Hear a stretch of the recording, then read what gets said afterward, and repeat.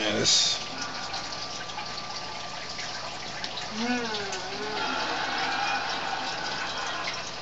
Problem? Here we go.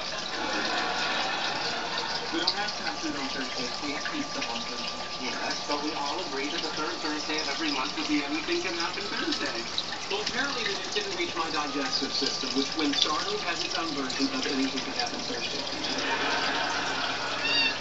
The whole idea behind Anything Can Happen Thursday is to get out of this rut we've been in. That, I think you mean consistency. And if we're going to abandon that, then why don't we call it Thursday? Let's call it Clunker Day and divide it into 29 hours with 17 minutes apiece and celebrate it by sacrificing a goat to the mighty god Ra. I could live with it.